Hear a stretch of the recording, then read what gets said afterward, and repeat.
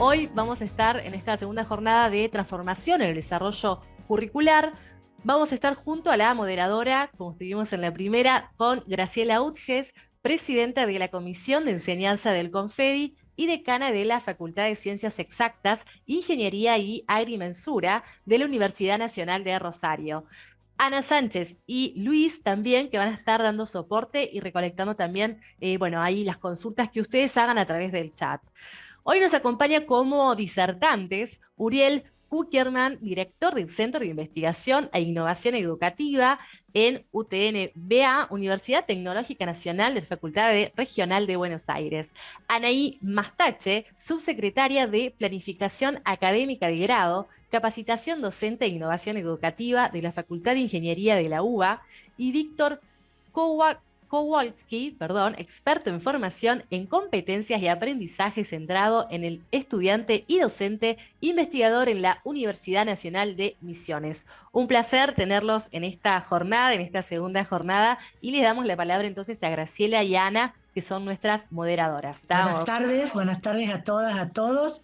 Un placer acompañarlos, estar aquí presente en este encuentro. La verdad que con esta convocatoria y en una segunda jornada que creo que va a tener realmente un impacto muy fuerte para todos y todas nosotros.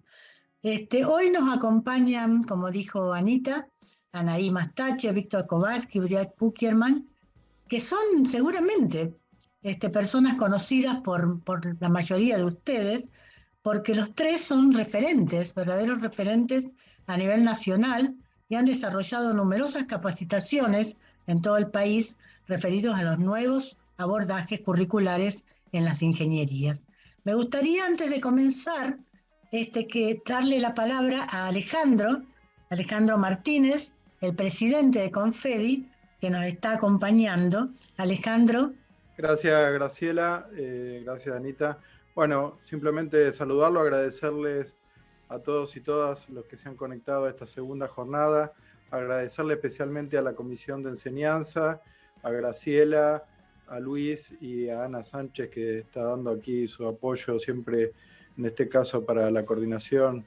Y desde ya agradecerle también a Uriel, a Anaí y a Víctor por ser nuestros referentes para el día de hoy en los temas que estamos tratando. El Confedi, con estas actividades, como viene haciendo en cada uno de los momentos que nos toca a nuestras carreras, tener actividades en común y desafíos comunes, acompaña a sus socios, a las unidades académicas, en este caso con un volumen en esta acreditación de casi 500 carreras, o sea, a nivel país es un desafío muy grande para todos nosotros y para el sistema, así que el Confedi aquí está al pie del cañón tratando de hacer su aporte y acompañando. Así que desde ya los dejo y que tengan una exitosa jornada, como lo ha sido, entiendo yo, por lo que hemos visto, la primera de nuestras reuniones.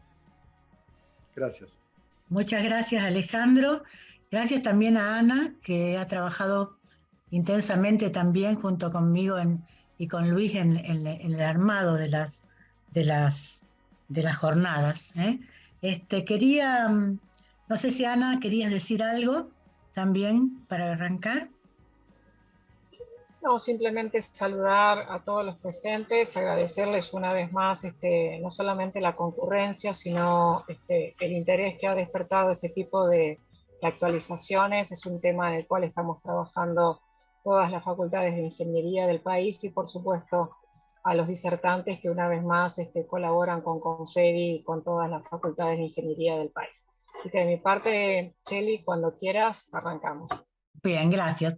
Bueno, en el panel de hoy, el eje que tenemos de trabajo es analizar qué transformaciones curriculares están implicadas en los nuevos estándares y cómo impactan esas transformaciones en los procesos de acreditación que estamos comenzando a transitar. Esa es la idea general y con esto vamos a ir abordando con nuestros tres panelistas las temáticas y los enriqueceremos luego con los diálogos y las preguntas de ustedes. La idea de cómo vamos a funcionar, comento, justamente por la cantidad de personas que están acompañándonos, es la siguiente. Primero los panelistas van a trabajar, van a exponer cada uno de ellos, con un tiempo de alrededor de unos 15 minutos cada uno. Luego vamos a abrir un espacio para un diálogo entre los panelistas para que puedan también ellos intercambiar en función de sus ponencias y finalmente abrimos para las preguntas. Y las preguntas van a ser por chat, vamos a estar recogiendo, Ana va a estar colaborando en ese sentido, recogiendo preguntas y tratando luego de exponerlas a los panelistas para sus respuestas. Quiero comentarles al respecto que en la jornada anterior nosotros se extendió por la participación de CONIAU, sobre todo, y la interesante presentación de Claudia, y las preguntas eran muchas, no tuvimos oportunidad de presentarlas a todas, pero queremos que sepan que han sido recogidas todas a través del chat y vamos probablemente a dar un espacio para responderlas durante la tercera jornada. Esperamos hoy tener el tiempo para completar las preguntas durante el tiempo previsto. Bueno, comenzamos entonces el panel. En primer lugar, con la disertación de Uriel. Uriel Kukierman es ingeniero electrónico por la Universidad Tecnológica Nacional, máster en Tecnologías de la Información por la Universidad Politécnica de Madrid y doctor en Ciencias de la Educación por la UBA. Profesor, investigador y director del Centro de Investigación e Innovación Educativa de la Universidad Tecnológica Nacional. Research Professor de la Universidad de Nuevo México, Estados Unidos. Presidente de la sección argentina de IHIP, International Society of Engineering Pedagogy, y miembro del Instituto de Educación en la Ingeniería de la Academia Nacional de Ingeniería. Director asociado en Innova High Ed. Expresidente de la International Federation of Engineering Education Societies, IFES. Profesor honorario de la Universidad Ricardo Palma, Perú, y premio Educador Distinguido de Estados Unidos. Bueno, Uriel, estamos entonces con tus palabras y comenzamos con esto las disertaciones. Bueno, gracias. Buenas tardes. Realmente es un gusto poder estar aquí junto a todos ustedes en estas actividades que planifica Confedi y de las cuales hemos venido participando desde hace muchos años. Así que realmente un honor poder estar aquí con esta audiencia tan importante. Que estaba viendo a medida que se iban conectando, muchos nombres conocidos, muchos amigos y conocidos de diferentes unidades académicas y facultades, y bueno, anticiparles que si han asistido a alguno de los cursos o talleres que yo he dictado, no voy a contar ninguna cosa que ya no les haya contado antes, pero teniendo en cuenta lo exiguo del tiempo y de la situación en la que estamos todos involucrados, me pareció importante como destacar algunos aspectos clave que me parece que son muy importantes tener presentes en este momento. Así que voy a empezar a compartir la pantalla como para ir mostrándoles o ir compartiendo estos temas sobre los cuales quiero hablar con ustedes.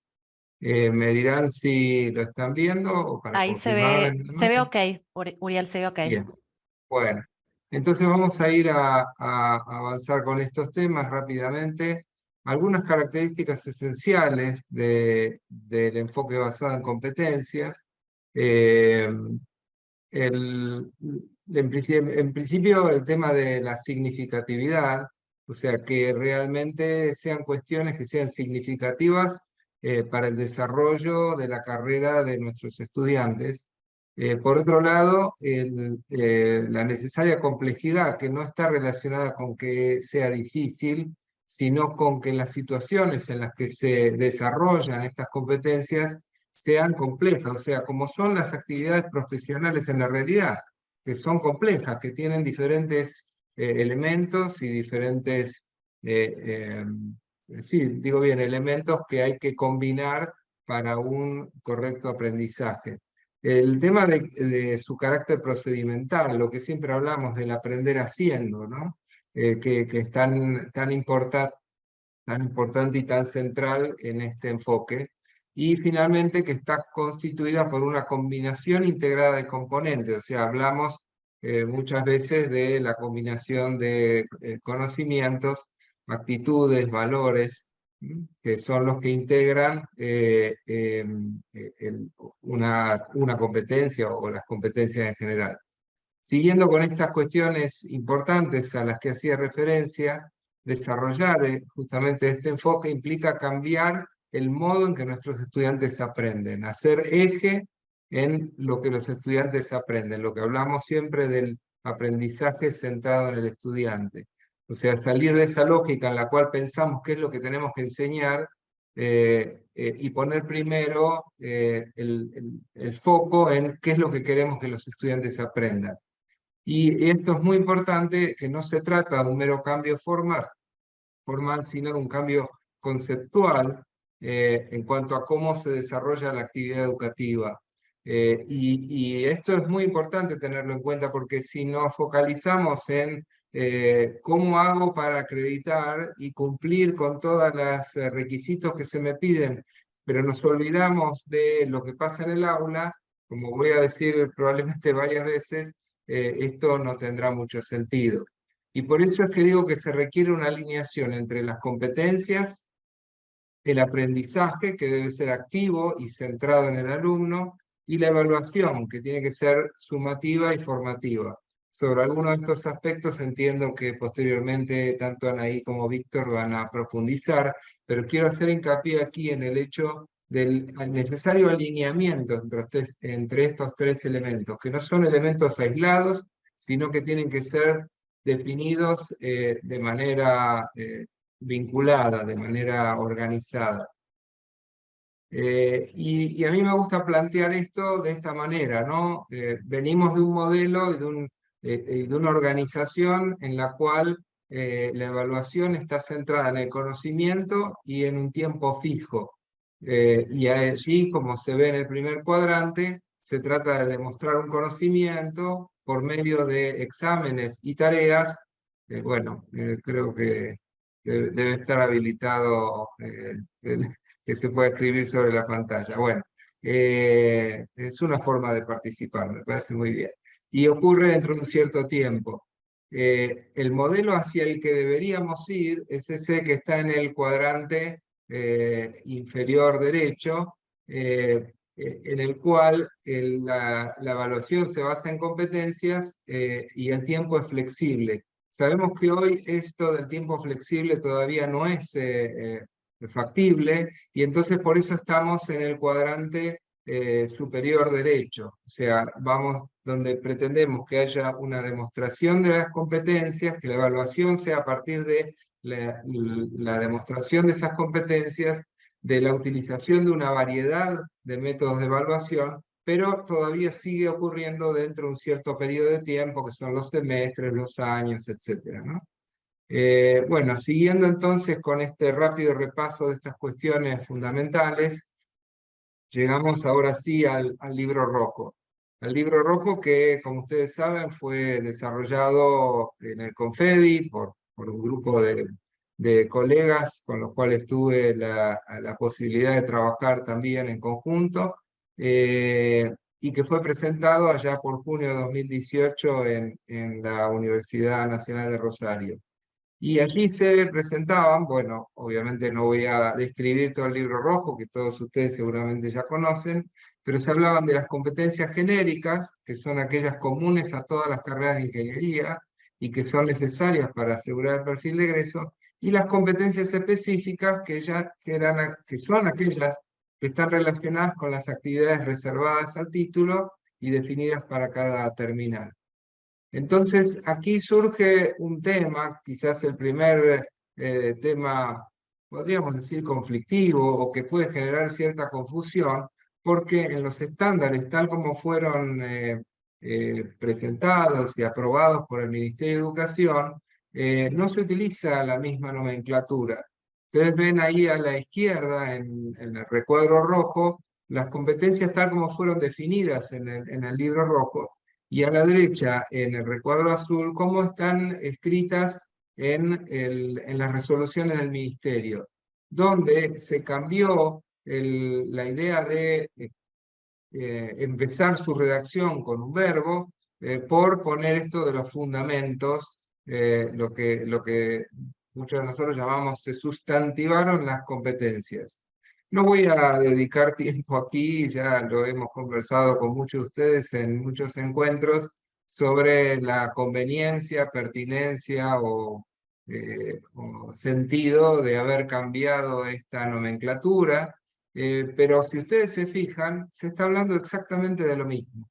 O sea, hay un macheo, hay una coincidencia en lo fundamental entre los fundamentos y conceptos que figuran a la derecha y las competencias que figuran a la izquierda. O sea, se habla de competencias, pero se escriben de otra manera. Se le habla de ejes, se habla de fundamentos, pero básicamente se está hablando de lo mismo, y en el resto de la resolución se hace referencia a las competencias, por lo cual no hay que perder de vista que por más que estén redactadas de esta manera, estamos hablando de competencias y estamos hablando de las mismas competencias que figuran en el libro rojo. Fíjense que son hasta en el orden, están puestas exactamente igual. Se cambió la redacción, pero se mantiene el espíritu con el que fue escrito el libro rojo, y esto hay que tenerlo bien presente, porque por otro lado, los pares evaluadores que van a venir a hacer la visita, bueno, venir es una forma de decir, creo que se va a hacer por Zoom, pero bueno, que van a hacer finalmente ese análisis de nuestras propuestas, de nuestros planes de estudio, van a analizar justamente esto desde el punto de vista del enfoque por competencias. Y lo digo esto porque hay otras partes de lo que, como lo explicaron en el encuentro previo hace 2 semanas, las personas representando a la CONEAU, que van a pedir justamente conocer cómo es el proceso por medio del cual se van a desarrollar esas competencias que figuran aquí en el estándar. Y allí aparece el tema del diseño curricular por asignaturas, porque nosotros tenemos diseños curriculares por asignaturas, pero con un enfoque en las competencias. Este gráfico que está aquí es simplemente a modo de muestra, digamos, donde uno podría pensar en una cuadrícula como esta que figura aquí, donde figuran las asignaturas en la primera columna y las competencias, las diferentes competencias, las específicas, las tecnológicas, las sociales, políticas y actitudinales, identificadas con los niveles. Con los niveles aquí se aparecen como bajo, medio y alto, que es como lo va a requerir la CONEAU que lo explicitemos. Para que vean un modelo de un... bueno, el modelo lo tengo después, pero en esta grilla, en esta matriz de tributación, como también se la llama, es importante hacernos algunas preguntas de control. Por un lado, ¿se desarrollan todas las competencias a lo largo del plan de estudio, o quizás se nos quedó alguna en el camino que no incluimos en ese cuadro? ¿Hay alguna asignatura que debe desarrollar muchas competencias o que no desarrolla ninguna? Eso se puede ver claramente al revisar las filas de esa matriz. Hay que tener en cuenta que acá digo claramente desarrollar. Desarrollar no quiere decir que tengo que poner una competencia en una asignatura si no se desarrolla en esa asignatura. ¿Qué quiere decir? Si en la asignatura se utiliza una competencia que ya se adquirió en una asignatura previa, entonces no hay que ponerla en ese lugar, sino en la asignatura en la cual se desarrolla, donde se desarrolla y donde se evalúa.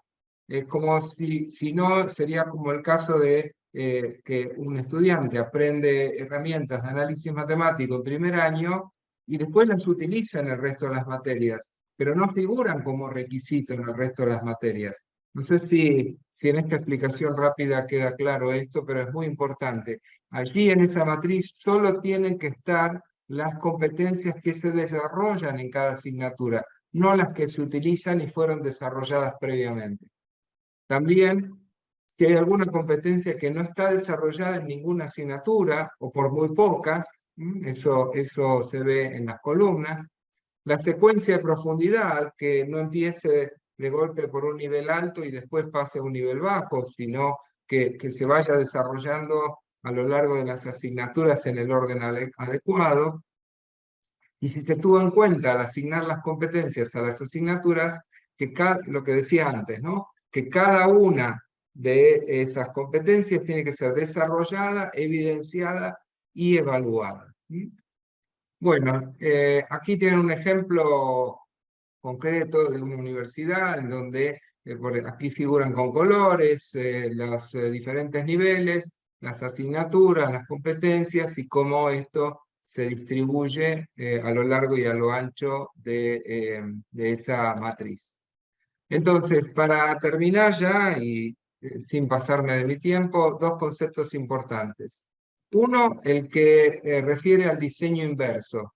¿Qué quiere decir? Primero, preguntarnos qué queremos que los estudiantes aprendan. Recuerdan que este es un eje fundamental, el foco en qué queremos que los estudiantes aprendan. Después, ¿cómo sabremos que lo han aprendido? ¿Sí? ¿Cómo vamos a evaluarlo? ¿Y qué actividades de aprendizaje serán necesarias para que esos estudiantes desarrollen esas competencias? Esto me parece, este orden que estos autores llaman diseño inverso, y se llama diseño inverso porque tradicionalmente se empezaba al revés. Entonces, me parece que es un enfoque muy importante y muy útil en este momento porque nos permite tener claro por dónde vamos a empezar y tener presente que tenemos que empezar pensando en qué queremos que los estudiantes aprendan, no empezar pensando qué queremos enseñarles. En algún momento, obviamente, nos vamos a preguntar qué queremos enseñarles, pero siempre a la luz de qué queremos que los estudiantes aprendan. Y por último, y con esto termino, en este concepto que no me canso de repetir, y es que si nada cambia en el aula, de nada sirve todo lo que estamos haciendo. Si esto se limita a cumplir con una serie de normas para llenar una serie de formularios y estar de acuerdo con la normativa, y bueno, la verdad es que estamos haciendo un esfuerzo enorme con un significado muy pobre. Creo que si no cambian las cosas en el aula, entonces, como digo acá, nada de esto tendrá mucho sentido. Así que exactamente en mis 15 minutos doy por terminada mi intervención y obviamente espero que sobre el final, con las preguntas, quizás podamos aclarar algún concepto que haya quedado inconcluso o confuso. Gracias. Muchas gracias, Uriel. La verdad que realmente esto, seguramente vamos a volver con muchas de las cosas que has planteado. Y esto último que decías, de qué es lo que le da sentido realmente a pensar en nuevos estándares y a lo que significa, lo que significó la transformación que pretendía el Libro Rojo, ¿no? Y que eso, si no se refleja en las aulas, entonces no habremos cambiado nada.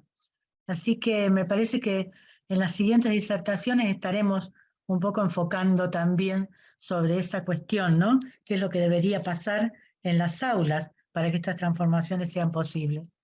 Nos acompaña ahora, damos la palabra a Anaí Mastache. Anaí es doctora en Educación por la Facultad de Filosofía y Letras de la UBA, es profesora titular regular e investigadora de la Universidad de Buenos Aires, subsecretaria de Planificación Académica de Grado, Innovación Educativa y Formación Docente de la Universidad de Buenos Aires en la Facultad de Ingeniería, fue asesora pedagógica de la Facultad de Derecho en la UBA y del Instituto Tecnológico de Buenos Aires. Anaí, te damos entonces la palabra. Bueno, buenas tardes a todas las personas que nos acompañan. Muchas gracias a Graciela, a Alejandro por la invitación. Es un placer compartir con Uriel y con Víctor nuevamente un espacio como este, para que pensemos juntos de alguna manera esta nueva etapa, este nuevo proceso de acreditación con los nuevos estándares.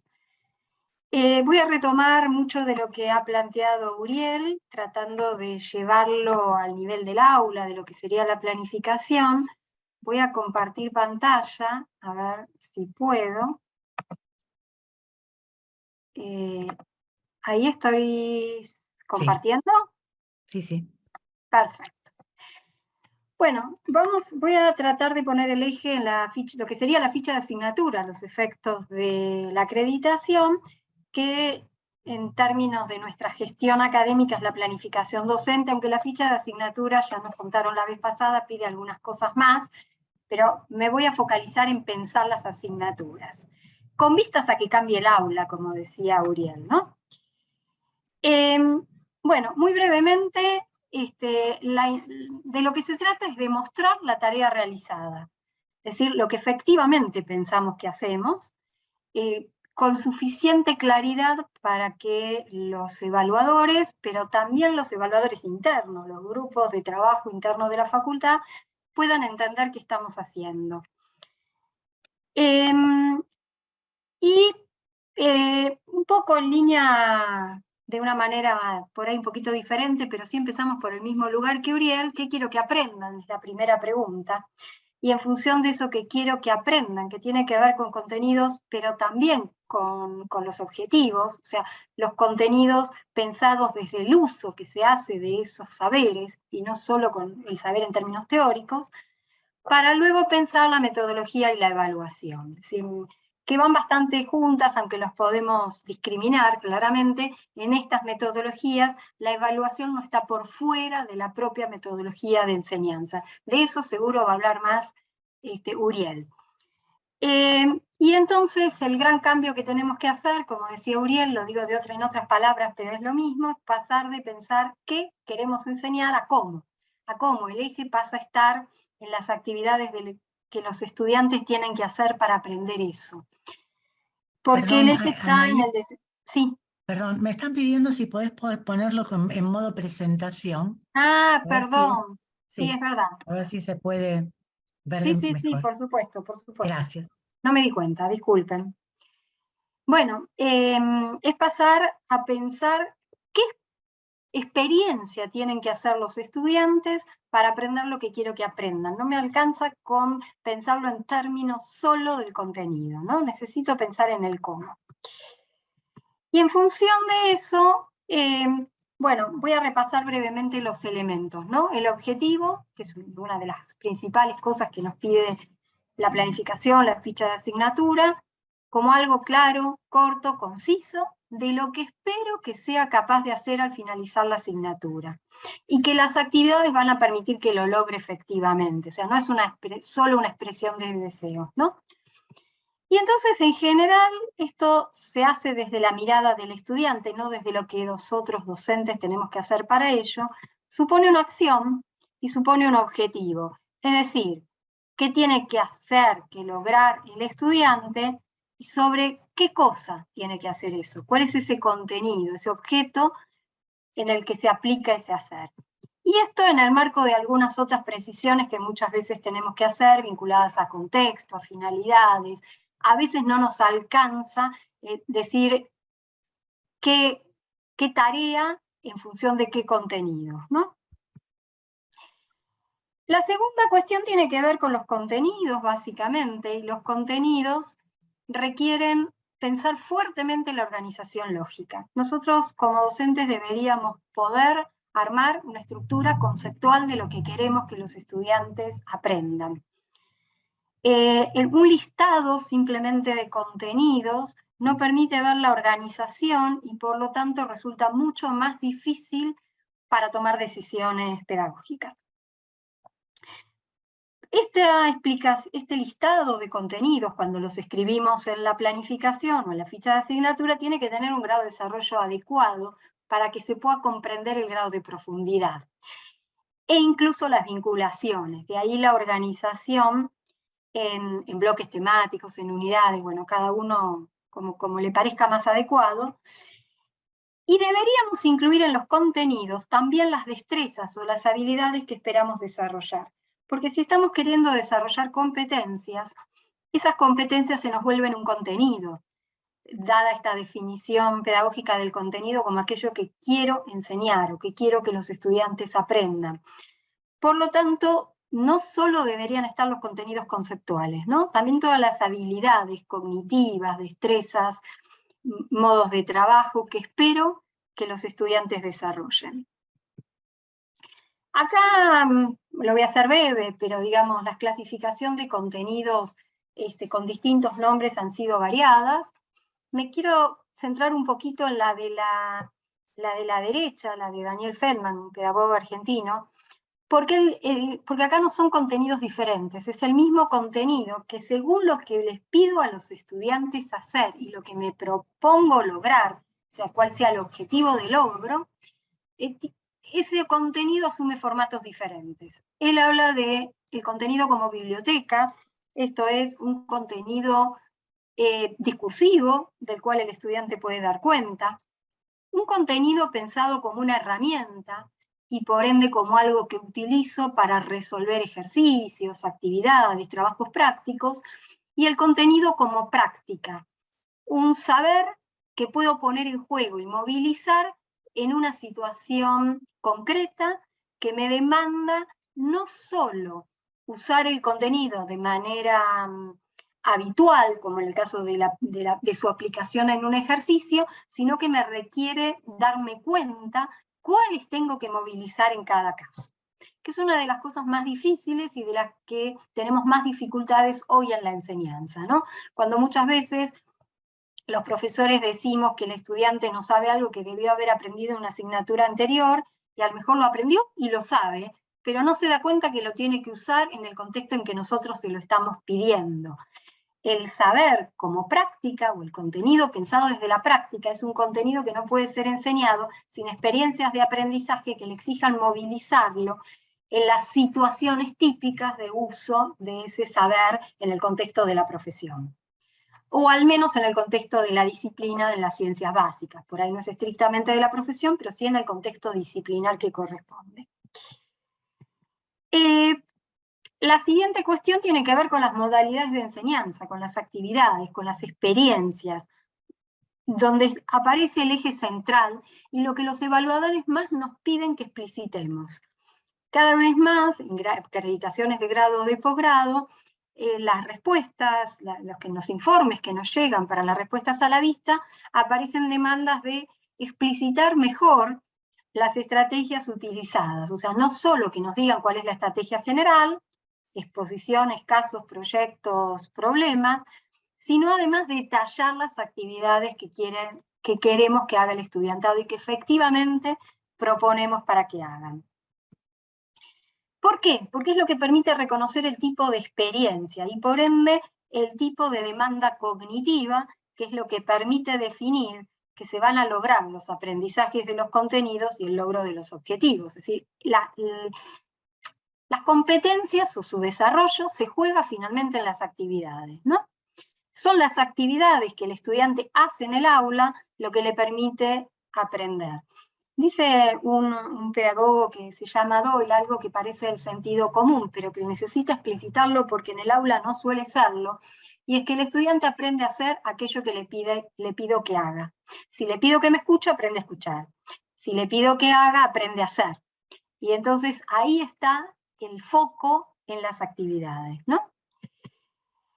También requiere que yo aclare las modalidades en que se desarrollan estas actividades. Es individual o grupal, son escritas, son orales, se hacen en aula, fuera del aula, con qué recursos, en qué ámbitos, porque en el caso además de la acreditación después nos pide vincular los espacios físicos en los que se desarrollan estas actividades, ¿no? Si son laboratorios, si se hacen hacer trabajos de campo fuera de la facultad, qué características tienen estos espacios, etc. La siguiente pregunta vinculada a las actividades tiene que ver a cómo yo los puedo ayudar a aprender. Sarsay Yarur dice que la tarea central en el aula es de los estudiantes, la responsabilidad del aprendizaje es de los estudiantes. Los docentes tenemos otra tarea, la llama tarea implícita, que tiene que ver con cómo los tengo que ayudar para que ellos aprendan. Si son ellos el eje central, y el principal responsable de lograr sus aprendizajes, nuestra responsabilidad es generar las condiciones. Generar las condiciones es hacernos cargo de todo lo que allí sucede. Si no leen, ¿por qué no leen? No están motivados porque no están motivados. ¿Qué tengo que ser yo para que se motiven? Para que efectivamente lean, para que efectivamente desarrollen el trabajo práctico, para que efectivamente busquen la información, la analicen, diseñen el proyecto, etcétera, etcétera. Y para eso, yo tengo que tener en cuenta, cuando pienso en las actividades, en permitir diversos aprendizajes en simultáneo. La incorporación de estos conocimientos, saberes, que se vuelven transversales, en el sentido que no es que tengo que generar una asignatura que diga diseño de proyecto, una asignatura que diga comunicación efectiva, sino que, como mostró Uriel, con la tabla se puede aprender en distintas asignaturas. Quiere decir que tengo que generar actividades que permitan aprendizajes en simultáneo, y eso requiere tareas complejas.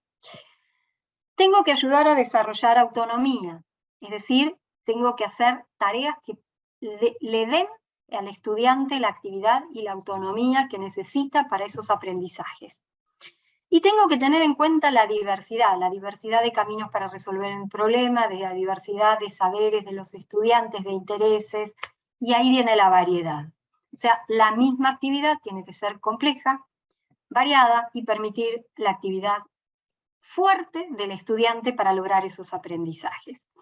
Brown y Atkins arman este cuadrito, que no quiere decir que el docente no tiene ninguna tarea o el estudiante no tiene ninguna, pero las actividades se desarrollan en un continuum de mayor participación y control del profesor, una clase expositiva, a una mayor participación y control de las variables que hacen al aprendizaje por parte del estudiante, y nosotros tenemos que lograr esa mayor autonomía del estudiante para controlar tiempos, recursos, en línea esta mayor flexibilidad que nos mostró Uriel con los cuadrantes, ¿no? Aún a nivel del aula, aún a nivel de una asignatura y en tiempos fijos. Hay cosas que el estudiante puede controlar si nosotros generamos las condiciones para que lo haga.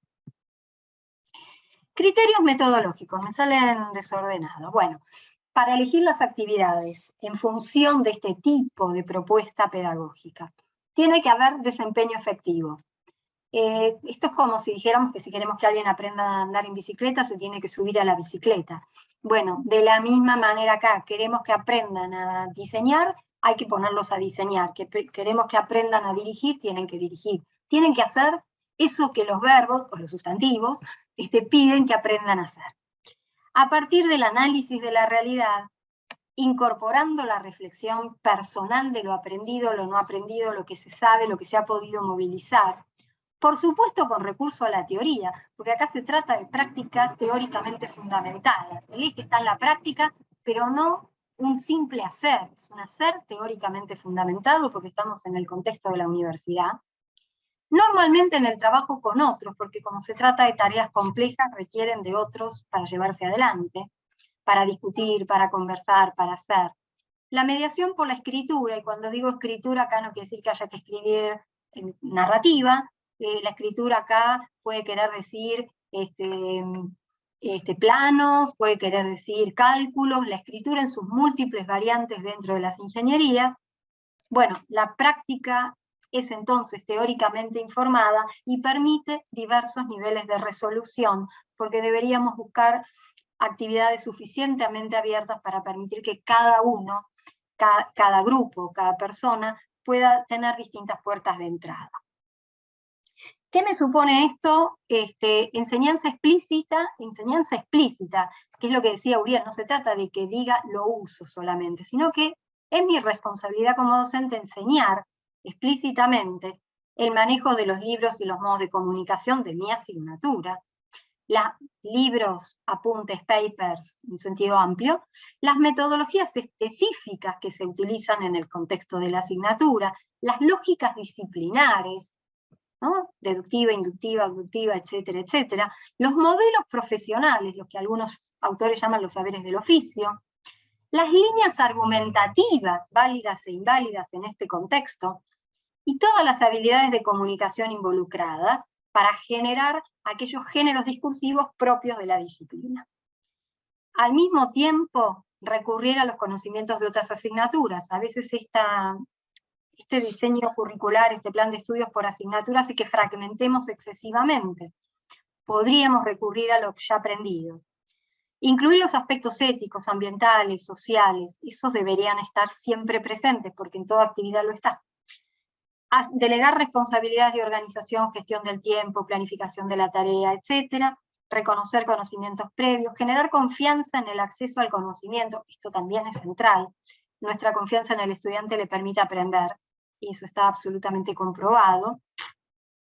Las actividades de seguimiento, de avances, dificultades y estrategias de apoyo, nos pide también, CONIAU, que especifiquemos cómo supervisamos, acompañamos, hacemos seguimiento de estas actividades. Que sea el eje en el estudiante no quiere decir que lo largamos solo. Podemos generar guías, pero además generamos tutorías, soportes, apoyos, y eso hay que explicitar cómo se hace. ¿A través de qué canales, de qué dispositivos, en qué espacios específicos lo llevamos adelante? Ellos hacen entregas, generan informes, tenemos horas de consulta, hacemos foros, tenemos chats, lo que fuere. ¿Y cómo le hacemos la devolución? Lo que ellos nos entregan, si es que nos lo entregan, ¿cómo le hacemos la devolución de sus logros, de sus dificultades y de los modos para poder mejorar? La evaluación, solo lo menciono, lo va a retomar Uriel. Por supuesto, los requisitos para la aprobación es uno de los campos que nos pide CONIAU, pero también toda la evaluación que se hace durante la cursada y sus características, que no quiere decir calificación y acreditación, sino juicios de valor sobre la tarea que se va haciendo. ¿Con qué instrumentos? ¿Con qué modalidades? No los voy a leer en función del tiempo, pero ustedes los van a tener disponibles. Uno debería poder luego hacer un análisis de la planificación que hizo, ¿no? Y preguntarse cosas del tipo, bueno, mi planificación en su conjunto, ¿evidencia los aportes al perfil del graduado, las articulaciones con otras asignaturas? ¿Los objetivos están correctamente expresados, son claros, se entiende, están desde la mirada de los estudiantes? ¿Los contenidos están bien explicitados y agrupados? ¿Solo me quedé con los conceptuales? La metodología se describe con claridad, permite aprendizajes prácticos, se especifica la modalidad usada para el seguimiento, están correctos los aspectos que tienen que ver con la evaluación, ¿no? Se definen con claridad. Y algunos análisis cruzados, ¿no? Entre la relación con los objetivos, con su aporte al perfil, a las actividades reservadas, la coherencia con contenidos de enseñanza y actividades propuestas, la consistencia del programa analítico de los contenidos con los objetivos, de la metodología con los objetivos, con la lógica de contenidos y con el perfil del graduado, el seguimiento y las metodologías, bueno, las evaluaciones con objetivos, metodologías, todas estas, incluidos los tiempos que le demanda al estudiante también, ¿no? Si estos tiempos son adecuados a la carga horaria, esto también lo tengo que mirar. No puedo tener una asignatura de 4 créditos que le demanda al estudiante 25 horas por fuera de mi asignatura, que no es la única que el estudiante cursa o no es lo único que hace en la vida. Hasta aquí, para no excederme del tiempo, que estamos más o menos en los 15 minutos, corrí un poquito con las preguntas finales, pero podrán tener disponible la presentación si las quieren mirar con más detalle. Muchas gracias. Gracias, Anaí. Bueno, Anaí nos está mostrando cómo estamos en un cambio de eje con los nuevos estándares, desde una enseñanza centrada en el docente a un aprendizaje centrado en el estudiante, ¿no? Y sobre todo, cómo la planificación de las asignaturas, el desarrollo de esas asignaturas es fundamental. Y cómo pasamos de un eje centrado en contenidos a otro donde el eje está puesto en actividades. Pero todo esto, como empezó a esbozar Anaí, requiere también, por un lado, un análisis de parte nuestra de cómo realmente esto que planificamos se efectiviza y qué logros te alcanza. Y por otro lado, pone un eje también en una transformación. Si ya no son los contenidos el eje, ¿será que nosotros vamos a seguir con las modalidades de evaluación de siempre? Esto es de lo que nos va a hablar fundamentalmente Víctor, que tiene que ver con cómo evaluamos en esta nueva mirada respecto de las actividades curriculares. Víctor. Gracias, Graciela. Perdón. Sí, perdón, que quiero presentarte, un minuto. Víctor es ingeniero electromecánico, magíster en ingeniería de producción, profesor e investigador de la Facultad de Ingeniería de la Universidad Nacional de Misiones, educador internacional de ingeniería por la International Society of Engineering Pedagogy, HIP, experto en formación por competencias en carreras de ingeniería y director del laboratorio educativo MESEC. Víctor, te escuchamos. Bueno, gracias, Graciela. Buenas noches a todos, a todas. También, como dijo Uriel, es un gusto poder compartir nuevamente con Anaí y con él una nueva jornada de análisis y reflexión sobre todo esto que nos está pasando en las carreras de ingeniería en el día de hoy. Bueno, voy a compartir pantalla para no hacer más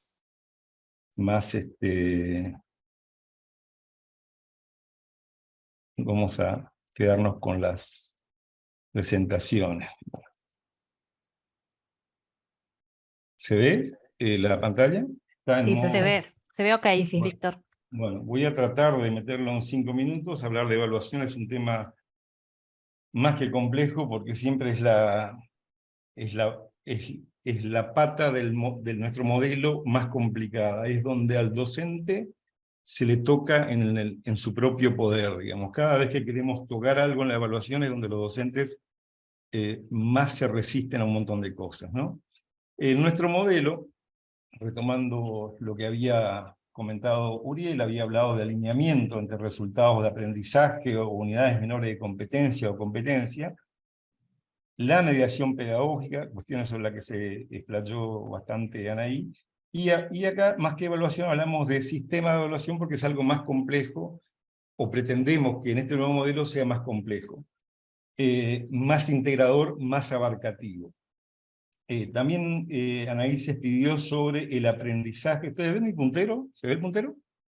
Sí, sí. Se ve el mouse. El aprendizaje centrado en el estudiante, y cuando yo enfatizo que sean estudiantes de ingeniería, porque son diferentes nuestros estudiantes, no son ni mejores ni peores que el resto, pero también tenemos que apuntar ya más allá del aprendizaje centrado en el estudiante, también a una evaluación centrada en el estudiante de ingeniería. Es decir, ambas cosas tienen que ocurrir.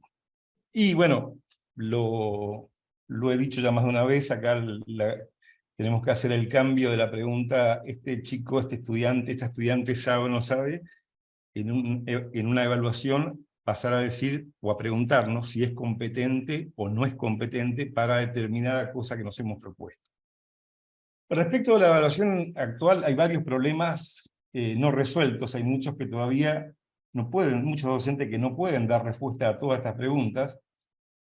Por ejemplo, ¿por qué tenemos que evaluar? Es que sin evaluación no hay retroalimentación, de esto había mencionado Anaí. ¿Para qué tenemos que evaluar? Evaluamos para formar. La evaluación es una parte más del proceso formativo. También saber qué queremos evaluar, si recursos o situaciones de integración, estas situaciones complejas a las que aludían ahí, ¿quién va a evaluar? Tenemos que incorporar, además de la evaluación, la auto y la coevaluación. ¿Cómo vamos a evaluar? Hay que pensar en analizar y ampliar nuestro rango de técnicas e instrumentos. ¿Cuándo tenemos que evaluar? Tanto al inicio como durante como al final. ¿Dónde? Donde corresponda, donde se ejecuta. Anaí decía, bueno, hay que mandar, si quiero ver el tema de dirección, el estudiante tiene que dirigir o tiene que diseñar. Eso no lo puede evaluar en un papel la dirección, por ejemplo. ¿Sí? Tal vez un diseño puede, a través de un producto escrito, puede quedar plasmado. ¿Y cuántas evaluaciones debemos realizar? Las que sean necesarias, no las que nos indica el reglamento, y por eso los reglamentos de las universidades también deberán adaptarse a esta situación. Y la gran pregunta que muchos todavía siguen confundiendo, si evaluar es lo mismo que calificar. Santos Guerra decía, este proceso lo he llamado en alguna ocasión el milagro del embudo, porque no es posible condensar un proceso rico y complejo en una palabra o en un solo número. Anaí hablaba de procedimientos, técnicas y métodos por un lado, contenidos, datos, teorías y principios por otro, más allá que renombró esto a través del modelo de otro referente, y también metemos en el embudo valores, actitudes y normas, y finalmente sacamos un numerito que sí, es la calificación, pero la calificación no es la evaluación. ¿sí? O sea, muchas veces nos quedamos con la foto cuando tenemos que en realidad apuntar a todo el proceso, ver todo lo que ocurrió durante el transcurso o el desarrollo de una asignatura. Estos tres autores que figuran abajo, Tobón, Pimienta Prieto y García Fraile, hablan de 7 grandes principios de la evaluación por competencia. Sería bueno que lo vean, pero no me voy a explayar en los 7, me interesa el tercero para esta ocasión, que la evaluación de competencia se basa esencialmente en el desempeño. Y el otro, que la evaluación del enfoque competencial tiene que integrar lo cualitativo y lo cuantitativo, ¿sí? Las palabras no miden y los números no explican. Por eso estos autores hablan de una evaluación criterial que integre ambos tipos de evaluaciones, y de la misma manera que Confedi lo puso en algún momento, pero con el documento Oro Verde se mencionaba ese tema. Bueno, cuando nosotros tomamos una carrera, por ejemplo, y nos preguntamos cómo se evalúan las competencias. Si ustedes analizan la primera competencia de una de las carreras como Ingeniería Civil, y decir, ¿cómo puedo evaluar todo esto en una sola instancia? No, no es posible. Sabemos que no es posible. Y también a qué le vamos a apuntar en la evaluación. ¿A una evaluación de egreso o una evaluación de un ingeniero senior, ¿sí? Un ingeniero que recién egresa o un ingeniero senior. Muchas veces muchos docentes confunden esto y pretenden sobrecargar la evaluación y terminamos estirando las carreras innecesariamente. Bien, como la competencia esta es compleja, es necesario desagregarla en unidades menores operativas de competencia que representen genuinamente a las grandes competencias estas que tenemos planteado acá, ¿no? Por eso, al evaluar adecuadamente estas unidades menores operativas de competencias, que pueden ser, algunos le llaman resultado de aprendizaje, otros objetivo de aprendizaje, pero están correctamente formulados como competencias, tanto para las específicas como para las genéricas. Al estar evaluando adecuadamente esas unidades menores de competencia, estaré evaluando las competencias. Nosotros hemos propuesto, a través de un proyecto de investigación que finalizó el año pasado, una serie de pasos para evaluar las competencias. Y en esta presentación me quiero concentrar en los puntos 3 al 9, y obviamente, como todos verán, estoy yendo al tema de hablar de rúbricas, particularmente la rúbrica analítica. Bueno, ¿qué es una rúbrica analítica? Y más que rúbrica analítica, preferiría usar el término que utilizan estos autores como Tobón, Pimienta Prieto y García Fraile, matrices de valoración, ¿sí? Más allá que el formato es el mismo, es una matriz de doble entrada, donde tengo en filas los criterios de evaluación, y ¿cómo es? En las columnas los indicadores de logro, y en donde se intersecta cada fila con cada columna están los descriptores, que esos descriptores tienen que estar adecuadamente redactados para poder evaluar lo que estoy buscando, que es evaluar el desempeño del estudiante frente a una determinada competencia.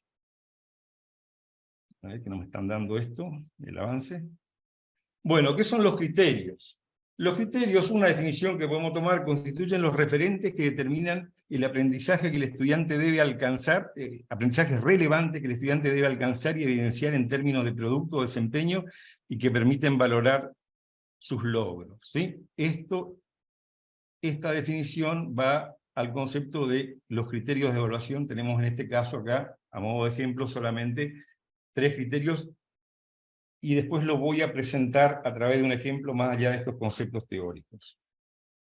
Bien, el otro tema es el establecimiento de las evidencias. Son productos o demostraciones que se requieren para determinar la idoneidad con la cual se lleva a cabo el desempeño de una unidad menor operativa de competencia. Estas evidencias pueden ser de proceso, de producto, pueden evidenciar saberes hacer, saberes conocer, pueden ser una o varias, depende de lo que voy a evaluar. Bueno, ya continúo, disculpen un poquito, estoy un poco acelerado para no pasarme el tiempo. como siempre acelerado. Bueno, luego está el establecimiento de los niveles de dominio o indicadores de logro que habíamos visto en la rúbrica de la diapositiva anterior.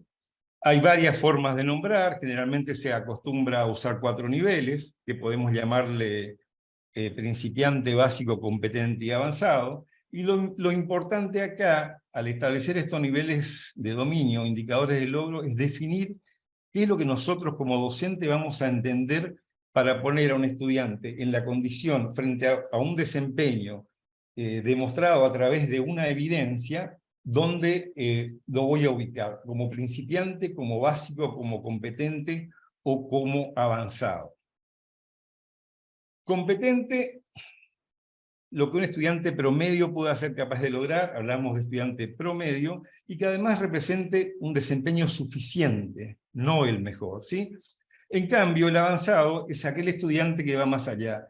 Muchas veces exigimos al estudiante que se comporte sin errores, cuando nosotros muchas veces erramos.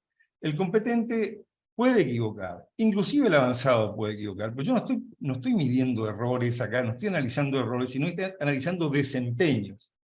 Y entonces el error también tiene que ser una fuente de nuestro estudio de cómo vamos evaluando a los estudiantes. Bueno, vamos a un ejemplo, para la redacción de los criterios. Me propongo acá, para el trabajo en equipo, por ejemplo, para un primer nivel, tratado, por ejemplo, en una asignatura de primer o segundo año, un objetivo de aprendizaje o resultado de aprendizaje que tiene característica de unidad menor operativa de competencia. A nosotros nos gusta, nos interesa tomar los 4 elementos necesarios para redactar estos objetivos de aprendizaje. En este caso, identifica actitudes de comunicación, valores y respeto por las diferencias personales. Tenemos verbo, tenemos un objeto, tenemos una finalidad para consensuar ideas comunes al grupo, y tenemos una condición o una forma de ejecución, como a través de debates orales. Este es el resultado de aprendizaje que me he propuesto para trabajarlo en mi asignatura.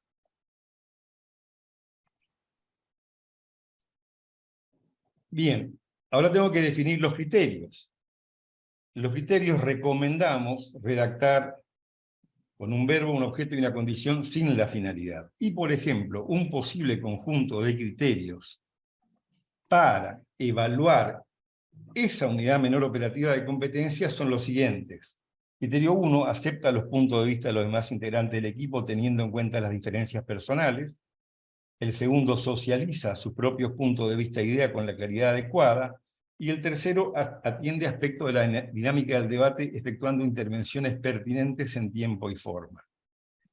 Y estos criterios deben cumplir, y esto es lo que, más allá que hay autores que mencionan algunas de estas características, nosotros hemos incorporado algunas características más, deben cumplir con ciertas condiciones, que debe haber coherencia objetual, coherencia entre los objetos, coherencia verbal, que los verbos estén en el mismo nivel de demanda cognitiva. La tercera condición, y que es fundamental acá, la perceptibilidad, que el desempeño ese que le estamos exigiendo al estudiante sea perceptible, que haya coherencia de las condiciones, que haya coherencia gramatical, que sean suficientes, no una gran cantidad para poder evaluar ese resultado de aprendizaje, y que sean completos, para evaluar completamente el resultado de aprendizaje. Y otra característica fundamental que la he marcado en negrita ahí, que es el de independencia. Los criterios deben apuntar en todo momento a ser independientes uno de otros, para no sobrevaluar ni sobrevalorar ningún aspecto de ese resultado de aprendizaje. Y hay otras características, después les puedo pasar el trabajo que habla de todas estas características, no me quiero extender en el tiempo. Los criterios de integralidad, gradualidad, pertinencia, especificidad y orientación. Bueno, vamos con el primer criterio. Acepta los puntos de vista de los demás integrantes del equipo teniendo en cuenta las diferencias personales. Por ejemplo, podría establecer 2 desempeños específicos a graduar, que a mí me interesa ver o me interesa observar para poder evaluar con ese criterio el resultado de aprendizaje. Escucha a los otros integrantes del grupo, manifiesta actitudes de respeto.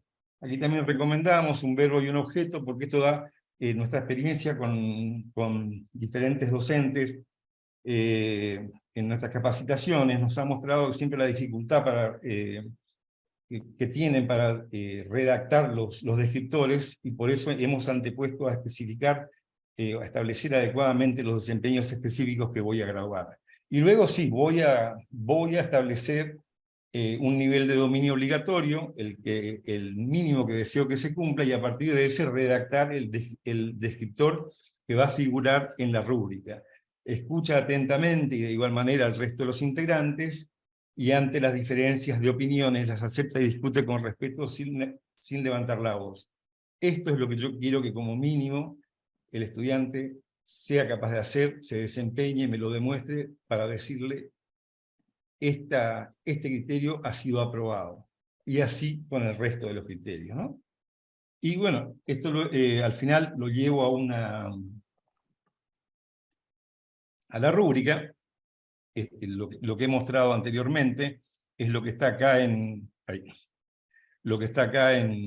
esta columna, para la columna de competente, y a partir de ahí redacto los criterios para el nivel de avanzado y los descriptores para los niveles anteriores. Se puede comenzar de otra manera, pero nosotros recomendamos esto porque esto nos va a permitir cuáles son los desempeños mínimos suficientes que yo quiero observar para poder evaluar la competencia. Obviamente que esto, luego trasladado junto con los otros criterios, me va a dar la rúbrica completa, a lo cual le puedo agregar, si necesito, para analizar el sistema de calificación, que es otra cosa, los puntajes para cada nivel de logro y los pesos de los criterios. Y finalmente, voy a mostrar otros criterios, porque siempre me reclaman de que tomo como ejemplo el trabajo en equipo y no otros modelos, otras asignaturas, algo más específico de la ingeniería. Por ejemplo, acá son estos dos criterios. Este criterio, el primero, utiliza técnicas de modelo de decisiones considerando situaciones bajo incertidumbre y bajo riesgo con un criterio y utilizando software especial. Estos son de la teoría de visión monocriterio, ¿no? No confundamos criterio con criterio de evaluación, y los desempeños específicos que estoy buscando observar es si utiliza un modelo matemático y cómo opera el software. Y acá también, al final, uno de Física 1 aplica el teorema del trabajo y la energía considerando la evolución del sistema en el tiempo, realizando el diagrama cuerpo libre para los distintos estados, y dos desempeños específicos que voy a observar para evaluar ese criterio. Realiza diagrama de cuerpo libre y formula las ecuaciones de energía. Ya sé que me he pasado en 2 minutos la presentación, pero simplemente al final quisiera... Hola, estoy en una pregunta para la reflexión. Deduce la ecuación de Bernoulli. Podría ser un desempeño específico. Demuestra el teorema fundamental del álgebra, otro desempeño específico, y deduce la ley de gravitación universal de Newton, que podría ser otro desempeño específico. Y lo he colocado entre signos de pregunta. ¿Estos son desempeños de un ingeniero en la profesión? ¿O son desempeños de un docente o de otro tipo de carrera? Y muchas veces nos concentramos en las evaluaciones actuales, especialmente las evaluaciones finales, en extensas demostraciones o deducciones en las pizarras, y no estamos observando cuáles deben ser los desempeños genuinos para el comportamiento de un ingeniero o una ingeniera. Bueno, hasta ahí lo dejo. Disculpen la velocidad, pero bueno, el tiempo me estaba matando. Es un tema que es complejo de por sí, pero cuando quieran podemos volver a hablar sin ningún problema. Gracias. Muchas gracias, Víctor. Ahí nos estás dejando también mucho para reflexionar. Estás introduciendo un concepto muy importante, que es este de desempeño, ¿no? Y evaluación de desempeños. Y esta última reflexión que estás haciendo respecto de cuáles son los desempeños válidos para formar los egresados que queremos formar. Es decir, si son los mismos los desempeños que pretendemos de algunas cosas para un ingeniero, que lo serían, por ejemplo, para un especialista en una disciplina, o a lo mejor un licenciado, que creo que es lo último que quisiste decir. Y en función de esto, también cómo estas matrices de evaluación que has planteado, cómo conjugan lo cuantitativo con lo cualitativo, pero también poniendo un análisis en cómo estos ejes transversales, si no le queremos llamar competencias, estas competencias sustantivadas, o como queramos llamarlas, en función de lo que plantean los estándares, nos obligan de alguna manera a salir completamente de estas evaluaciones tradicionales que veníamos desarrollando. Así que bueno, un agradecimiento muy grande a los tres, y abro ahora el espacio para que puedan dialogar entre ustedes en función de lo que han conversado, o agregar aquellos que quieran agregar para completar lo que hemos estado viendo. Anaí, Víctor, Uriel, la palabra es de ustedes. De mi parte, yo creo que todo lo que presentó Anaí, lo que previamente presentó Uriel, lo que presentó Anaí, y finalmente lo que he presentado yo, más allá que lo hice de una manera demasiado veloz, creo que está todo alineado y hemos dicho las mismas cosas con diferentes palabras, y estamos centrados todos exactamente en lo mismo. Este tema de los desempeños ya lo había mencionado Anaí y también lo había dicho Uriel. Así que no tendría nada en principio que agregar de mi parte a lo que planteó Uriel ni a lo que planteó Anaí. Creo que está perfecto, está cerrado. Perfecto en el poco tiempo que tenemos es perfecto, o no sé si es perfecto. Cualquiera de estas tres temáticas requeriría de mucho más tiempo, pero bueno, están planteadas así las reglas de juego, así que creo que más de eso no se puede hacer. Yo Anaí, creo en Uriel, todo caso, sí, de acuerdo con lo que dice Víctor, creo que sí podemos agregar algo que para nosotros los ingenieros debemos tener muy presente, y es que la educación no es una ciencia exacta, y que por lo tanto tenemos que entender que puede haber diferentes enfoques, que puede haber diferentes modos de aplicación, que puede haber diferentes experiencias, y que además nuestros estudiantes no son todos los mismos, muy por el contrario, son todos muy diferentes. No solo dentro de cada unidad académica, sino en las diferentes unidades académicas dentro del país.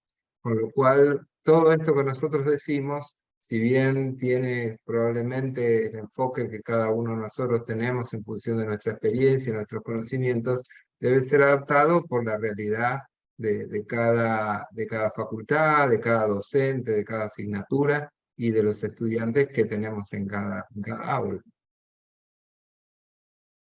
Yo solo agregaría, porque coincido con el planteo que hizo Víctor, de que más allá de las diferencias, dijimos más o menos las mismas cosas, o sea, el mismo enfoque, digamos, con sus diferencias, porque no es una ciencia exacta, y porque, como suele suceder en estas cosas, hay distintas perspectivas para dar cuenta dentro de sí me parece dentro de un mismo paradigma, que tiene que ver con la enseñanza centrada en el estudiantado, porque es el único modo de desarrollar las actividades profesionales.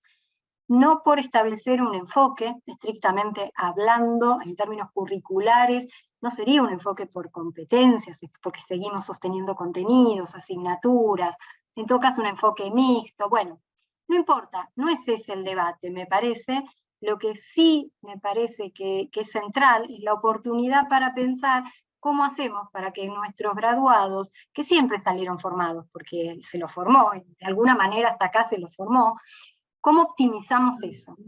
¿Cómo optimizamos eso con menor costo a veces para los graduados, las graduadas, que cuando salen al medio profesional algunas cosas las saben, pero no las pueden enfrentar, no saben cómo usar eso que saben para resolver? ¿Cómo minimizamos esos esfuerzos que se resuelven de maneras personales con mucha más complicación que cuando los ayudamos?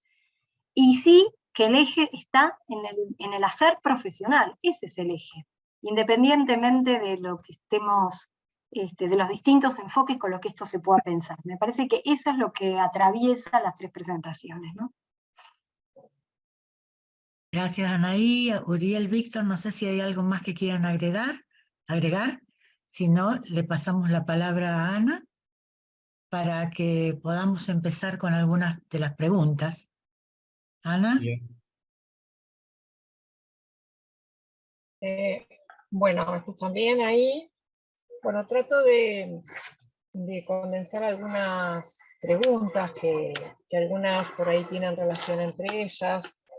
En primera instancia, para Uriel, bueno, mientras estaba el diálogo que establecía Uriel, surgió la pregunta de cómo te parece a vos que se podrían transitar los espacios curriculares que tienen que ver con el trabajo final, con la tesis, en este nuevo enfoque que se están planteando algunos planes de estudios, no todas las universidades, pero sí muchas están trabajando. Hay un colega respondió de alguna manera al concepto de trazabilidad. Y la segunda pregunta que te hago, y también al panel, tiene que ver, bueno, ¿cómo hago o cómo hacemos para poder evaluar a un grupo de 30 estudiantes? Y hay otra colega que preguntaba, bueno, ¿cuál es el número de estudiantes con el cual se debería trabajar? Así que bueno, para empezar un poco el debate, la línea de diálogo, les tiro esas dos, hay otras después que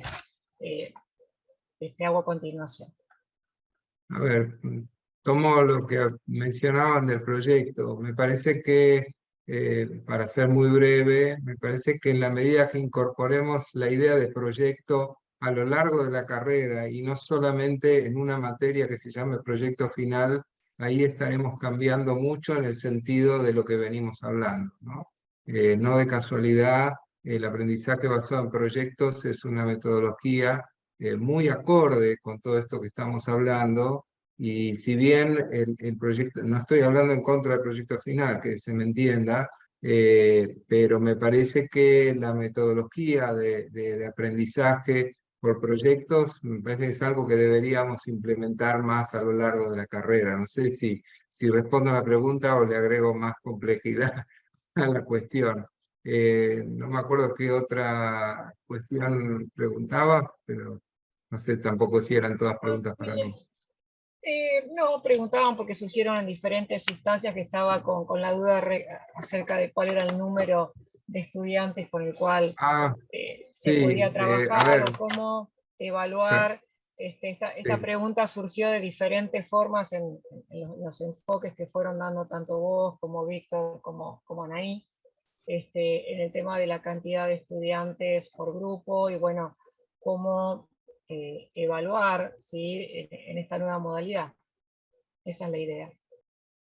Sí, a ver, hago un comentario breve y dejo para que respondan también Anaí y Víctor. Esta pregunta siempre surge, ¿cómo hago? Porque yo tengo 80 alumnos, tengo 100 alumnos, tengo...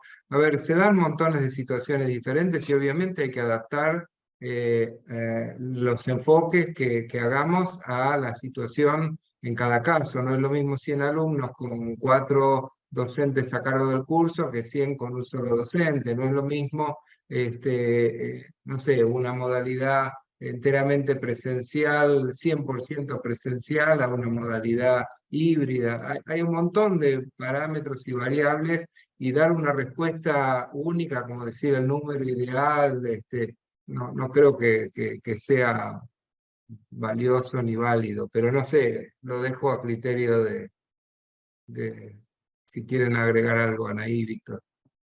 Yo lo que agregaría es que ustedes son ingenieros. Cuando hay cambio de escala, hay cambio de metodología. Lo mismo no pasa con la cantidad de estudiantes. No podemos hacer lo mismo con 5 estudiantes, con 50, con 200. Entonces lo que hay que pensar es cuál es la metodología que se aplica con una cantidad masiva de estudiantes. Víctor tiró algunas pistas y seguro va a poder contar más, pero la autoevaluación, la coevaluación, incluso a nivel de la evaluación, digo, ¿no? Bueno, hay cosas, ¿no? podríamos conversar mucho sobre lo que sucede con cursos masivos, pero me parece, para decir de manera muy corta, hay estrategias como la incorporación de la autoevaluación y de la coevaluación, que no resta el lugar del docente en la acreditación y en la calificación, pero si separamos la calificación de la evaluación, sí pueden hacer mucho en la evaluación los propios compañeros, y cada uno consigo mismo con una rúbrica o con otra herramienta, una escala de cotejo, lo que quieran, mirando sus propias producciones en función de los criterios que yo como docente le doy para que se mire. Víctor por ahí puede decir algo más, pero me parece que lo que tienen que pensar es que cambio de escala, cambio de metodología, como en cualquier otra situación. Sí, no, básicamente es lo que han dicho ustedes, y fundamentalmente lo que dijo Anaí. Todo el mundo le escapa a la autoevaluación y a la coevaluación del estudiante, o le resta importancia, y el docente en su actitud, muchas veces, algunos docentes, no digo todos, le gusta el neronismo, bajar el pulgar, subir el pulgar frente a un determinado momento sublime de la evaluación, y si no damos lugar al estudiante a que se evalúe, y evalúe a los... Por eso hablaba más de evaluación, un sistema de evaluación que integra la hetero, la co y la autoevaluación, y vamos a estar formando aparte una competencia adicional en el estudiante, la competencia de evaluar, porque nosotros nos han preparado, cuando digo nosotros, a los de mi generación, nos han preparado para autoevaluarnos, para coevaluarnos, y cada vez que tenemos que autoevaluarnos o coevaluar a un colega, y siempre estamos metidos en un brete, porque no es costumbre nuestra eso, ¿no? Y eso tenemos que aprenderlo, primero tenemos que aprenderlo nosotros, y luego aprender, a enseñarle a los estudiantes.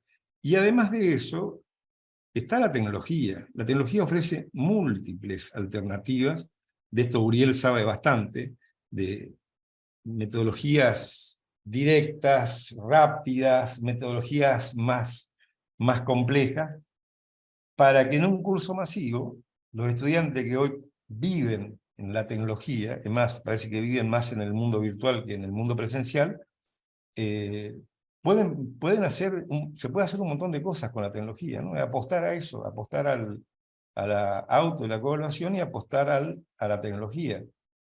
Más allá que después seamos nosotros los que tengamos que tomar la decisión final sobre la acreditación o no de un determinado curso. Pero también, si nosotros hacemos al estudiante partícipe de la redacción de los criterios de evaluación, nosotros lo hemos hecho varias oportunidades, y cuando el estudiante se involucra en la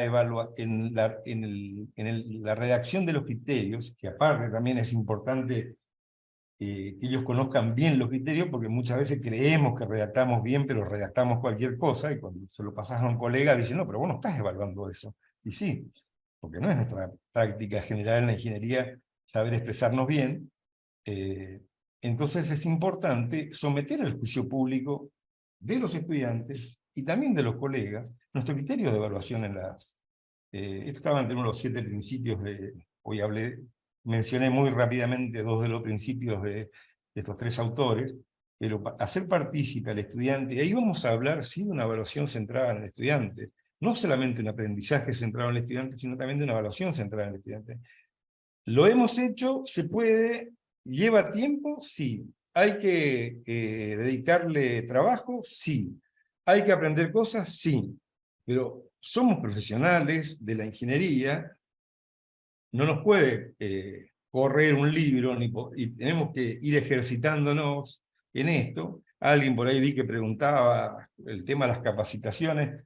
Yo digo, nuestra profesión es de docente, además de ingeniero, entonces tenemos que aprender estas cosas. Hay muchísimo material dando vuelta por la web como para poder ir aprendiendo de a poco o rápidamente estas cosas, que no es necesario hacer un curso, ni hacer una especialización, ni una maestría, ni un doctorado, porque muchos docentes no tienen tiempo. Digo, cursos y cursos de posgrado y carreras de posgrado en el área de educación, no es necesario eso para ser un buen docente. Para ser un buen docente con un poco de sentido común y teniendo la humildad de decir, bueno, lo tengo que aprender como una cosa más. Como hemos aprendido dentro del mundo de la ingeniería, muchas cosas que han aparecido como nuevas tecnologías, lo sabrán los ingenieros electrónicos, lo sabrá Uriel mismo, de las válvulas a los transistores, de los transistores, no sé qué cosa, y se aprende. Pero hay que tener humildad de decir, bueno, esto lo tengo que aprender, no lo sé, no lo conozco, y cada vez hay más, particularmente dentro del país, hay mucha cosa al respecto dando vuelta. Así que, pero bueno, hay que hacerlo, nada más. Es nuestra obligación, porque somos docentes, además de ser ingenieros e ingenieras. Nada más respecto de esa pregunta. Gracias, Víctor. Bueno, hago una respuesta y una pregunta y te la paso a vos, Cheli. Hay algún colega que pregunta por ahí si hay obligación de presentar ante la CONEAU la matriz de tributación. Te la paso a vos, Cheli. Y el otro tema, acá leo la pregunta de otro colega, es una pregunta al panel en general, si hay en algún lugar, está escrito, que los planes de estudios, de acuerdo a estos nuevos estándares, deban estar diseñados por competencias y no en base a contenidos, y también respecto si hay algo escrito sobre que la evaluación tiene que estar en ese sentido. Así que bueno, más o menos porque son preguntas que están relacionadas a los nuevos estándares. Por un lado, si hay que presentar o no la matriz de tributación, para no preguntar y contestarme yo misma, Cheli, te lo paso a vos, y al panel en general, la pregunta que está relacionada a los nuevos estándares y si es una confirmación que los nuevos planes tienen que estar diseñados y está escrito por competencias. Así que ahí apago el micrófono y los dejo. Sí, yo creo que vos me estás diciendo que me lo pasás directamente a mí y no al panel, porque la respuesta a esta pregunta está ya directamente dentro de lo que tiene que ver con la manera como están organizadas en este momento el sistema de autoevaluación que propone CONEAU, ¿verdad? Cualquiera que está trabajando en este momento en el proceso de acreditación de una carrera sabrá que ha habido modificaciones en lo que es la presentación de la ficha de actividades curriculares, donde ahora la ficha de actividades curriculares lleva de alguna manera implícita lo que sería la matriz de tributaciones a la que hacía referencia Uriel, en el sentido que cuando se llena la ficha de actividad curricular, además de indicar objetivos, contenidos, actividades, evaluación, y autoevaluación también por parte de los docentes, se despliega algún despliegue de todos los ejes transversales o competencias sustantivadas o competencias, o como queramos llamarle, pero aquellas que están en los estándares, y lo que pregunta concretamente es a cuáles de esos ejes responde o aplica la asignatura, con qué nivel, medio, alto o bajo. De manera tal de que efectivamente, si bien no tiene por qué estar explicitado en un plan de estudio la matriz como tal, o a lo mejor sí tiene que estar en el desarrollo curricular claro, y además en la acreditación tiene que estar presente cómo aporta cada una de las actividades curriculares a estos ejes transversales. No sé si con esto respondo a la pregunta. Vos querías, Ana, que la otra pregunta se extendiera a todo el panel, ¿verdad?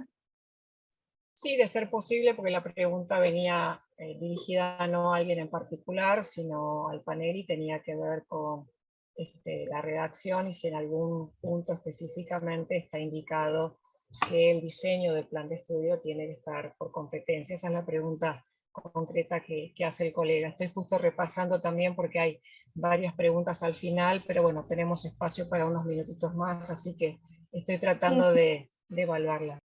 Me parece que de algún modo lo Claro. dije. Lo dije cuando intercambiamos entre nosotros.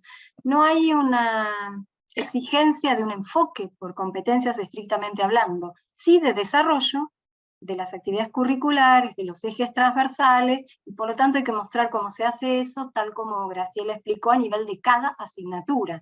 Finalmente la matriz de tributación se construye a partir de lo que carguemos en cada asignatura, los efectos de CONEAU.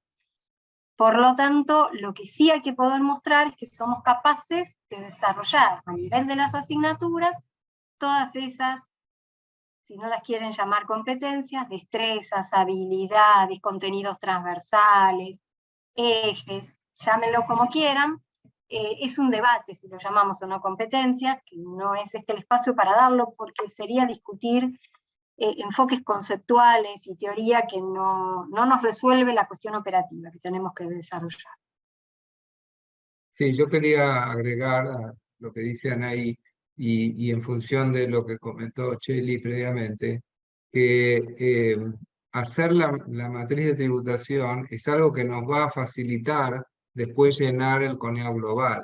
Digamos, más allá que el CONEAU global no tiene un Excel, digamos, donde hay que cargar cada celda, hacerlo nos sirve a nosotros para poder hacernos esas preguntas que yo mencioné, y para poder tener ese mapa general. Sería como querer ir de aquí a Bariloche. Bueno, hoy vamos con el GPS y no nos preocupamos, ¿no? Pero cuando usábamos mapas, agarrábamos un mapa de la Argentina, no agarrábamos un mapa que se iba abriendo a medida que lo íbamos recorriendo. Y entonces veíamos, voy de acá a tal lugar, qué ruta elijo, cómo hago para llegar. Bueno, de eso se trata.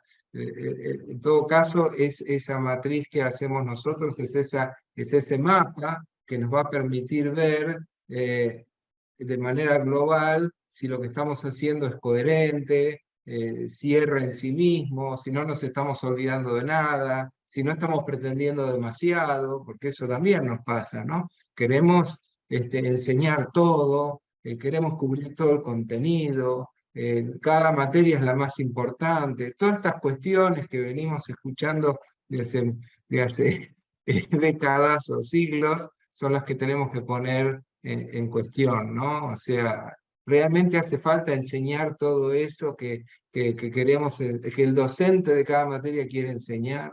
Realmente hace falta, bueno, todas las cosas que típicamente, históricamente nos venimos planteando, y que con un enfoque más global, más complejo, nos puede permitir resolverlo de una manera más satisfactoria. Y no estar, y si bien hoy tenemos toda la cabeza en la acreditación, entender que la acreditación no es el norte nuestro, la acreditación es algo adicional, digamos. El norte nuestro es que nuestros estudiantes aprendan y que sean buenos ingenieros, y que haya menos deserción, y que las carreras duren menos tiempo. Entonces esos son los grandes objetivos nuestros. La acreditación, claro, hoy nos tiene a todos locos, como ocurre cada vez que hay un proceso de acreditación, más ahora que es en base a criterios diferentes, pero no nos olvidemos que eso no es lo central para nosotros. Lo central para nosotros es qué aprenden nuestros estudiantes, y cómo se van a desarrollar como profesionales adecuadamente. Gracias, Uriel. Ana, no sé si tenemos... Quisiera Víctor, agregar, sí. quisiera agregar, no agregar, sino enfatizar o esto que dice Uriel al final. Tenemos que estar más allá de la acreditación, sino tal cual como lo habías colocado en una diapositiva, creo que al final, Uriel, si no cambiamos lo que pasa en el aula no va a cambiar nada. Bueno, podemos dibujar estas cosas para la acreditación, tal vez puedan pasar y nos darán los 3 años, los 6 años, etc. Pero si ese es el juego, bueno, dejémonos de jorobar con todo esto y bueno, tracemos estrategias para superar la acreditación, pero creo que estamos en otra cosa. El Confedi ya viene hace mucho tiempo con otro objetivo, otro macro objetivo que ya se había planteado a través del libro azul, libro verde, etc. Esto es muy importante entender, porque si no, va a pasar la acreditación y si zafamos con los 3 o con los 6 años, el año que viene vamos a repetir las mismas cosas y todo esto. Utilizo tus palabras, no ha servido de nada. Eso nomás.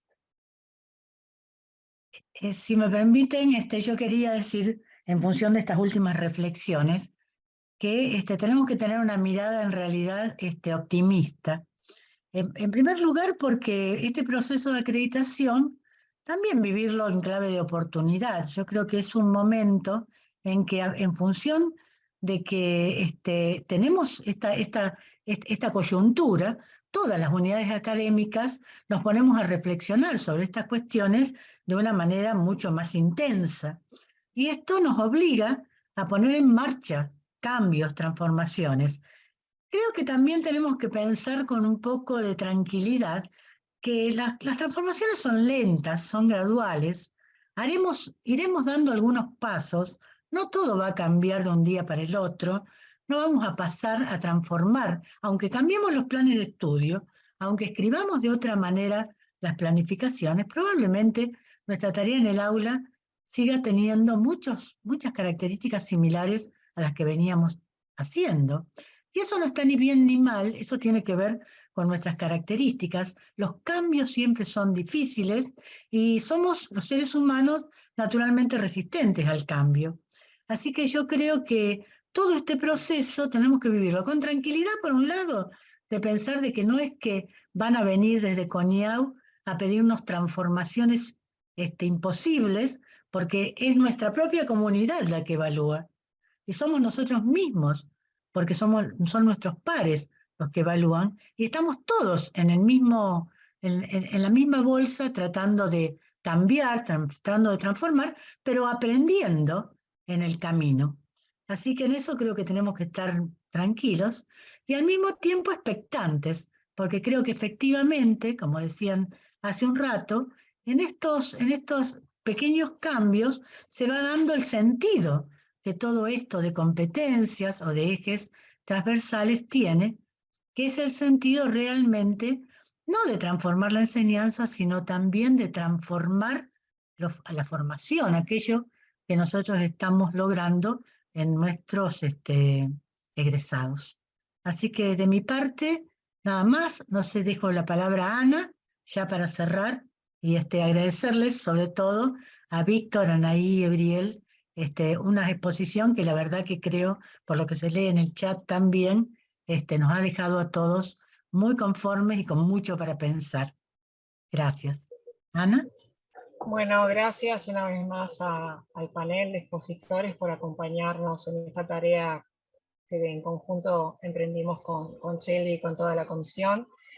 Por supuesto, decirles que hay mucho agradecimiento, reflexiones para la semana y para los meses venideros sobre nuestro propio hacer en las aulas. Algo para toda la comunidad que hoy nos acompaña.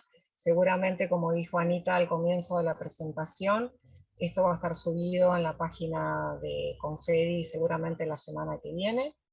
Y si hay alguna pregunta que no logramos registrar tanto en la exposición anterior como en esta, porque algunas son básicamente muy puntuales, seguramente habrá un espacio en la última charla, que es el martes 2 de mayo, así que esperamos que nos acompañen y ahí tendremos relevados aquellas cuestiones puntuales que amerite hacer una pregunta al panel por privado o al panel anterior de la semana anterior.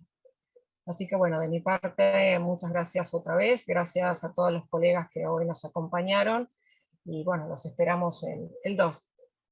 Muchas gracias, Ana, muchas gracias, Graciela, gracias, Uriel, Anaí y Víctor, un placer escucharlos, y gracias a cada uno de ustedes por haberse sumado, más de 580 personas en sala, así que gracias a todos y a todas por habernos acompañado. Como bien decía Ana, los esperamos el próximo martes 2 de mayo a las 18 horas, y esta presentación la van a encontrar en el canal de YouTube. Les comparto de vuelta las redes para que nos puedan seguir, y además de la grabación van a encontrar las diferentes presentaciones que hemos tenido en esta jornada.